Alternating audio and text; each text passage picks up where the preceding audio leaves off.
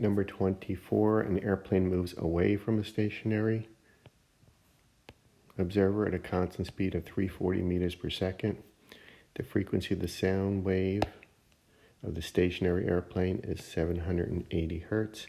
What's the frequency heard by the observer? And they give us the speed of sound in the air at 340 meters per second. So we have to use our Doppler effect equation. So we have final frequency is equal to the initial frequency times the velocity of sound in the air plus or minus the velocity of the observer all over the velocity of the speed of sound in the air minus plus velocity source.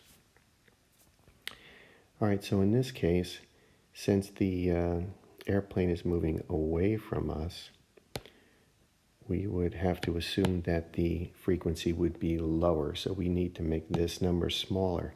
To make that number smaller, we need to make this, the denominator, bigger. So we have to use the plus sign in the denominator, and that relates to the negative sign in the numerator.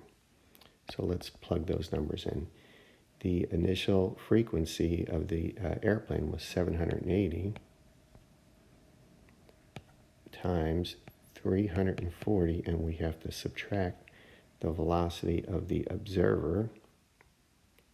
And they're saying the observer is stationary, so minus 0, all over 340 plus the velocity of the source, which was 340. So we're getting 780 times 340 over 680.